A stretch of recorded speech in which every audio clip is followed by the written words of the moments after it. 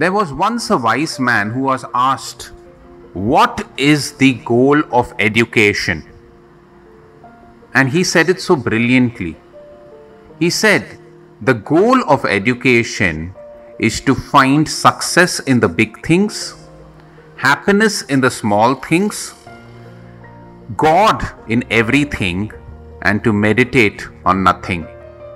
Today, when we talk about the National Education Day and the education policy, with so much of change taking place, the core values remain the same: success, happiness, and finding your objective in life.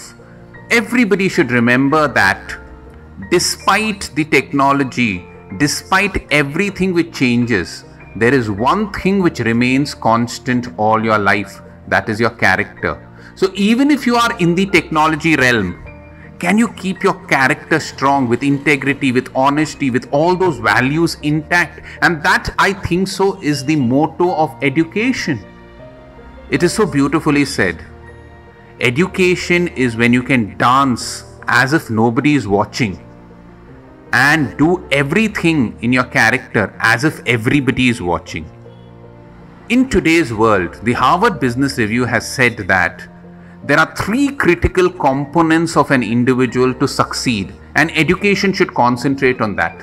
These 3 critical components are creativity, critical thinking, and communication. The national education policy has been devised, but it will take some years for it to get fruition. So till such time that the national education policy becomes a complete reality and gets integrated and seeps into the system, I want to leave you with these words, that the success in life depends on what you do. There might be external circumstances, but there is a beautiful line which goes, it is a line which has words of only 2 letters each.